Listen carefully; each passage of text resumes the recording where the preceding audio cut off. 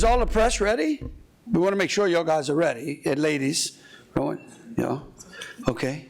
Julia, you ready over there? You pay attention? No? Okay. I don't want you to miss anything now. All right.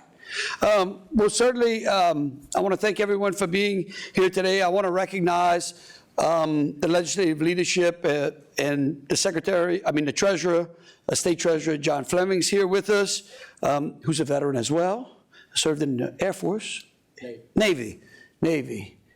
He wished he served in. No, I'm just joking. Brigadier General Michael Greer is the Director of the Louisiana Military Department.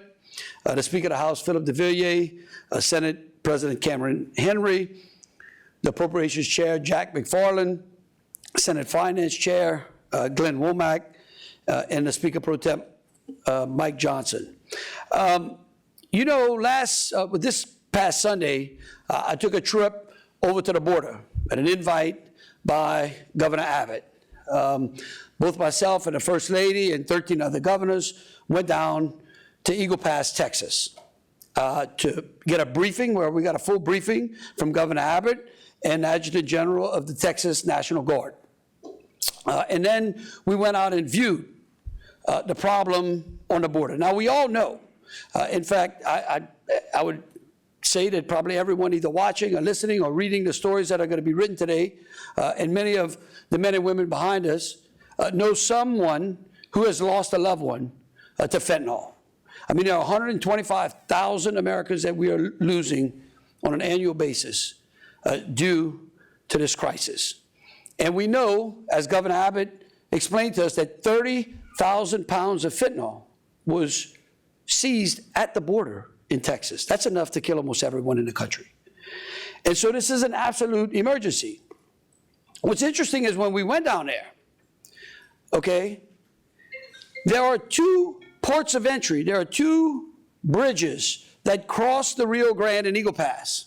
Both of those bridges hold ports of entry for this country. Both of those bridges, at the end of them, are manned by Border Patrol and Customs to allow people to come in and out of the United States legally.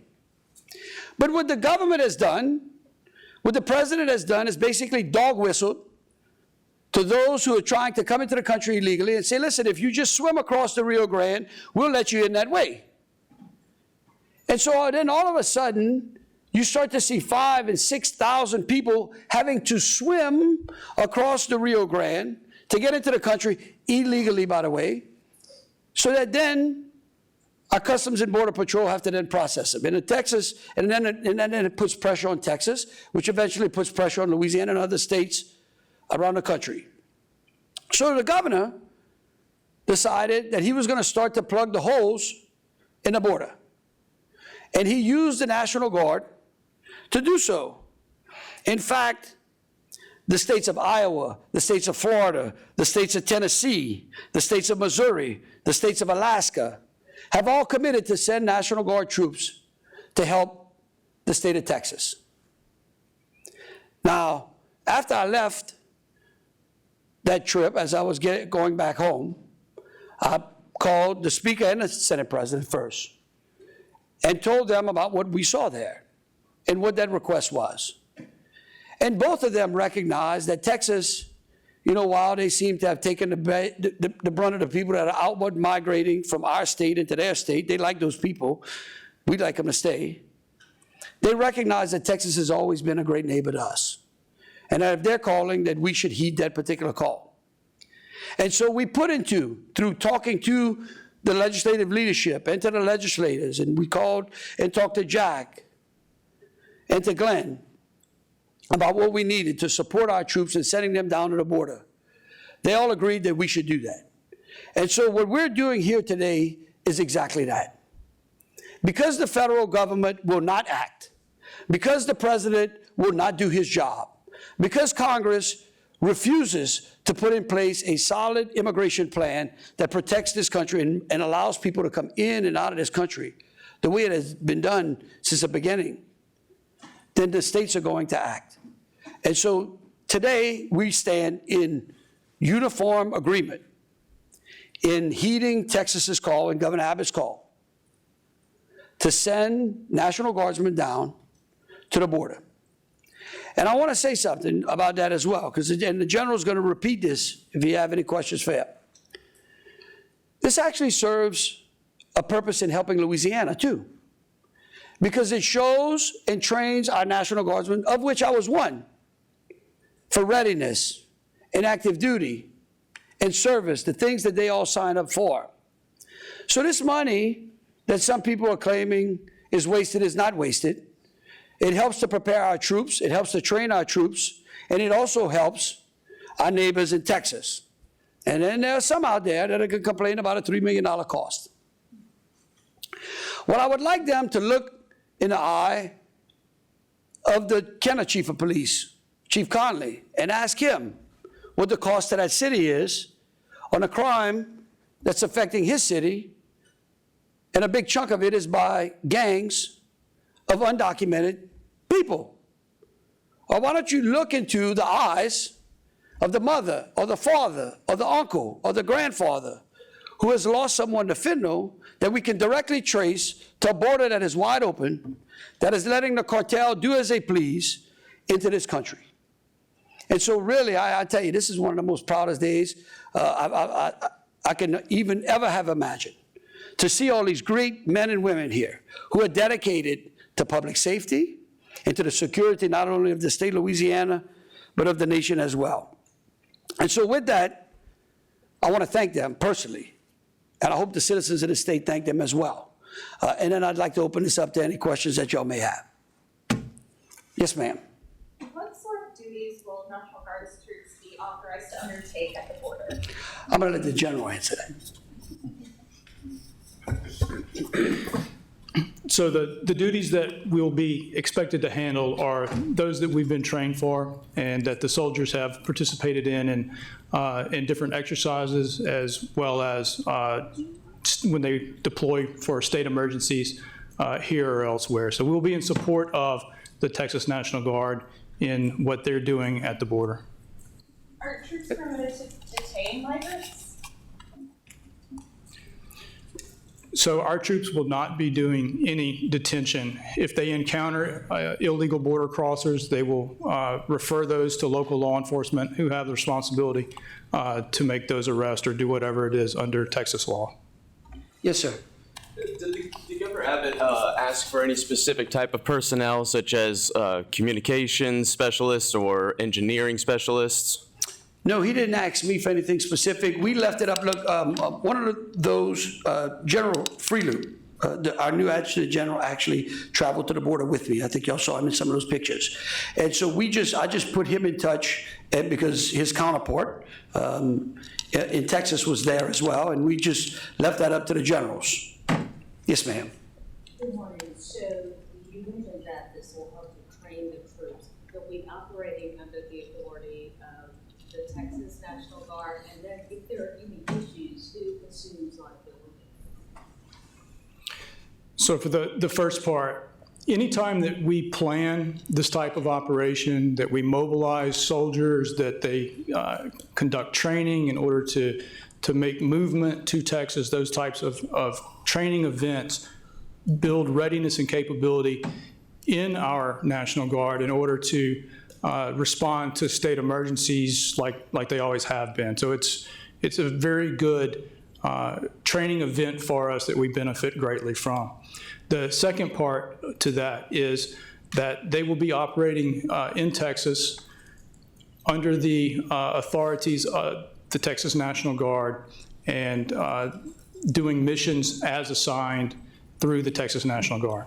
So Texas would assume responsibility for any liability?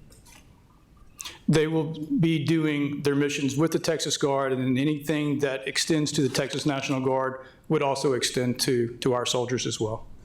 Yes, ma'am. When specifically will the troops deploy, and how long will they be there? Well, again, look, here's what I will tell you. These plans are being laid out by those like General Greer and General Freeloop and the Texas National Guard military leaders. I know that my belief is that this deployment would probably not start to sometime maybe in March, But again, I view this as a military operation, and so I'm not going to tell you exactly what the military plans are. But that's when I think the deployment would start at that particular time, unless Texas believes we need them any time sooner. Julie? First of all, I want to say thank you for holding the press conference. It's really helpful. Well, thank you. Governor, I have a question about whether you've read the 2022 investigation in the New York Times about Where You Center and what your reaction was to this story. Yes, I did, and I know this is not why we're here today, but here's what I'll tell you. That we vet all of our appointees extremely carefully, and we review things under which that might be in their particular background. I will tell you that after speaking to elected leaders and those that are absolutely concerned about getting control of our juvenile crime problem in the state, that again and again, Kenny Lofton's name continued to come to the top. Sometimes the press doesn't give it all out. I was going to say sometimes. And sometimes the whole story is not possible to be put in print. But I will tell you that again, that if y'all give this gentleman an opportunity, I think that again, after talking to the legislative leadership, not the legislative leadership, to the elected officials in that area, the senators and representatives, he came highly recommended by many senators. Again, his name continued to go to the top, and I have complete confidence that he is going to help us in that. We have time for Yes. 2 more questions. Okay, we're going to get. Aside from legislative approval of that $3 million cost, what other procedural or legislative steps would this plan need to get through to become reality? We're looking at all of our options to make sure that this mission is able to begin smoothly and end smoothly. Whether or not that includes any executive orders or not, we will be addressing those and writing those up as possible. Whatever the general needs. Let me make sure. Look, as a former soldier, the one thing I know is that the last thing that I want to do as an elected official is get in the way of what generals need. Because general officers care deeply about their soldiers, and they care deeply about completing the mission. And so my commitment to them and to the National Guard is that I will always heed the advice and the direction that they give us and they ask us for, while always communicating that back to the legislature as well. Okay, so one more. I can't see the light. Who's that back? Shannon. This is Shannon. Sir, how many guardsmen are you sending? And if any border security legislation in Congress is passed anytime soon, would that influence you to bring them back sooner? Wait, could you repeat that again? How many guardsmen are you sending? And if there's any legislation passed in Congress being worked on, would that have you bring them back sooner? Well, here's what I think. Again, I'm not gonna give particulars to a military mission. If the military and the National Guard wants to give that, then their POA can do that as well and give that to y'all. Here's what I tell you about Congress. This is the most amazing thing. I leave the border, and I can't remember if it was that afternoon or next morning, I get this alert that the Senate has reached a border bill, great agreement, bipartisan agreement. So I look through the details of it. And I got to call Sharon. I said, Sharon, could you go get me an atlas, make sure it's a very up-to-date atlas? Because according to this border bill, 50% or more of the funding is going to Ukraine. I don't know. Is the Ukraine on the border? I don't understand. That's supposed to be our border bill. Okay? This is the dysfunction. We are standing here today because the federal government refuses to act, because the president refuses to do his job. Now, look, we wouldn't be here today. 4 years ago, President Trump had that border sealed, or was working to seal that border. I can promise you, if he was the president and Governor Abbott would have called him, he'd have made necessary the funds to go out there and seal the holes in that border. But what you hear is that, oh, there's a humanitarian crisis going on in all other places around the globe. But yet no one wants to talk about the humanitarian crisis in this country. No one wants to talk about the amount of deadly drugs, human trafficking, the women and children that they are trafficking through an open border. like that seems to miss the media here, in the national media. We want to go out and talk about all of the other problems in everybody else's country, and then we want to spend billions of dollars everywhere else when we can spend just half a fraction of that to seal our border and to get some order into our immigration process into this country. And so that's what I would say. But look, again, I really thank you. And again, I want to thank the legislators that are here today. I want to thank the legislative leadership. I think that this shows that we can absolutely govern and protect our citizens and our state and our country. And so again, I thank you for your time.